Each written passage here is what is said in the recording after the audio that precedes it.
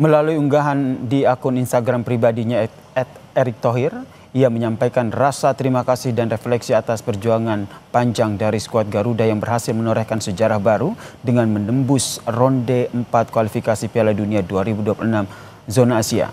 Ia menulis, terima kasih kepada supporter, pemain dan ofisial atas perjuangan untuk bisa sampai round 4 kualifikasi Piala Dunia 2026.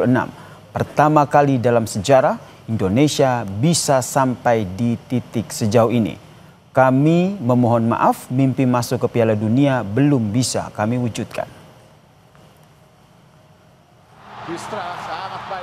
Informasi terbaru dari perjalanan Timnas di kualifikasi Piala Dunia kami tanyakan langsung kepada manajer Timnas Indonesia Pak Sumarji yang telah bergabung bersama kami di Kompas Petang. Selamat sore waktu Indonesia Pak Sumarji. Ya, selamat siang waktu Saudi. Pak Sumarji, ini usai laga semalam, apakah Ketua Umum PSSI sudah bertemu dengan para pemain?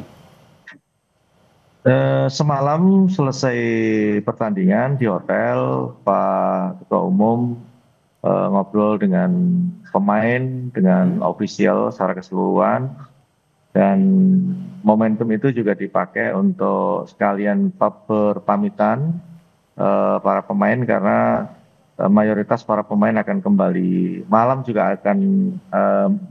kemarin juga ada yang langsung kembali ke klubnya masing-masing, dan momen itu juga dipakai untuk bertemu dengan keluarga pemain yang kebetulan keluarga pemain juga ada semua di hotel, sehingga momen itulah yang kita pakai untuk sekaligus perpisahan dan kita mengakhiri perjalanan timnas senior ini dengan hasil yang sangat menyedihkan, yang sangat betul-betul membuat hati kami semuanya sedih dan tidak bisa berkata apa-apa lagi karena kami sudah berusaha dan berjuang, khususnya para pemain, untuk memberikan support, untuk memberikan semangat dan memberikan semuanya kepada tim ini. Namun karena hasilnya juga tidak sesuai dengan harapan kita semua, itulah yang kami sangat menyesal. Dan saya yakin kesedihan itu tidak hanya dirasakan oleh para pemain, namun kami para supporter Timnas Indonesia sejak awal juga tentu merasa sedih begitu. Pak Sumarji, bisa digambarkan lagi bagaimana apa mungkin yang disampaikan oleh para pemain Timnas begitu, karena perjuangan cukup panjang begitu sampai akhirnya bisa sampai ke ronde keempat, namun dengan hasil yang tidak memuaskan, gagal menuju Piala Dunia. Ya, perjalanan timnas senior ini kebetulan kan kita mulai dari bulan Oktober 2023. Artinya saya bersama-sama dengan para pemain silih berganti berdatangan, ada promosi degradasi antar pemain. Ini sudah 3 tahun lamanya. Tentu ini kan membuat kita semuanya benar-benar sangat kecewa, sangat sedih dengan adanya hasil yang benar-benar sangat tragis ini. Karena jujur saja sebenarnya kami semua official dan juga para pemain ya ini tidak mengira bakal ada hasil seperti ini. Khususnya para pemain juga tidak percaya dengan hasil ini gitu, karena para pemain ini hanya menjalankan tugas ya. Sekali lagi, para pemain ini hanya menjalankan taktik strategi yang disampaikan oleh pelatih, sehingga pemain ini juga merasa dengan hasil ini sangat membuat hatinya benar-benar kecewa. Ya, bagaimana ya? Saya bisa menggambarkan, kami semua menangis di ruang ganti. Jadi di ruang ganti kami semua menangis. Kami juga mengevaluasi diri, kenapa kok bisa seperti ini? Padahal kami jujur dari kami datang tanggal 2, tanggal 3.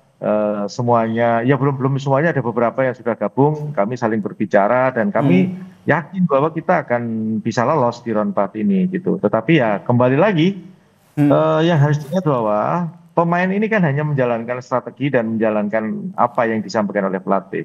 Saya kira pemain ini sudah betul-betul bekerja sesuai dengan apa yang diinstruksikan pelatih. Terlepas hasilnya tidak bagus, ya saya minta semuanya untuk bisa mengerti, dan saya kembali lagi ya, saya tidak bisa mengungkapkan situasi ini dengan aduh bingung gitu ya, karena sampai detik ini pagi ini juga kami kumpul dengan beberapa pemain yang belum kembali ke klub masing-masing, itu masih bertanya-tanya ini kenapa gitu kok sampai hasilnya sejelek ini gitu. Sehingga ya kembali lagi bahwa kami di official juga akan mengevaluasi diri untuk berbenah diri untuk lebih baik lagi ke depan. Oke. Ya mudah-mudahan dengan kami bisa mengevaluasi diri dan berbenah diri ini ke depan akan ada jalan yang terbaik lah untuk timnas ini. Baik, sedikit membahas soal pertandingan tadi malam begitu. Kalau kita lihat ini kan salah satu momen yang juga menjadi sorotan adalah protes yang dilayangkan oleh Kapten Timnas Jaid Ijas terhadap wasit. Anda juga melayangkan protes itu. Apa yang sebenarnya nanti langkah ke depannya? Begini, sebenarnya kemarin kami protes yang pertama ada beberapa pelanggaran-pelanggaran yang semestinya bisa menguntungkan dan itu harusnya bisa membuat tim kita lebih baik gitu ya. Artinya pelanggaran-pelanggaran yang dilakukan oleh Irak itu mestinya harusnya berpihak ke timnas kita, tetapi itu tidak dilakukan. Nah itulah makanya di akhir itu pelanggaran yang dilakukan oleh Irak ke kita, khususnya Kevin Dick, itulah yang kita protes gitu ya. Kita protes kenapa kok sampai tidak dapat penalti gitu. Itu yang kita protes, dan itu kan kami juga melihat dari tayangan. Kebetulan di kita juga ada laptop yang bisa kita monitor pergerakan pemain dan kira-kira layak ini pelanggaran atau tidak. Itu sejujurnya sebenarnya menurut pengamatan kami juga itu pelanggaran gitu. Tetapi ya kembali lagi keputusan wasit memang tidak menguntungkan buat tim kita. Tetapi kembali lagi kenapa kita ya kalau ditanya soal protes, kami protes gitu. Saya pun juga protes. Sehingga sebenarnya sih di akhir pertandingan kami mau buat surat protes, tapi kita berpikir kembali, sudahlah ini sudah berakhir dan saya kira kita protes pun juga tidak ada gunanya juga gitu. Baik. Karena sudah selesai lah. Sudah selesai ya begitu ya. Ya. Tadi yang menarik Anda sampaikan Pak Sumarji akan melakukan evaluasi. Kalau kita ngomongin soal skala prioritas, evaluasi pertama yang dilakukan di bagian apa? Pemain, pelatih, atau seperti apa? Ya tim pelatih kalau saya. Pemain kan hanya menjalankan instruksi pelatih. Strategi apa yang disampaikan, yang harus dijalankan oleh pemain itu kan dari pelatih.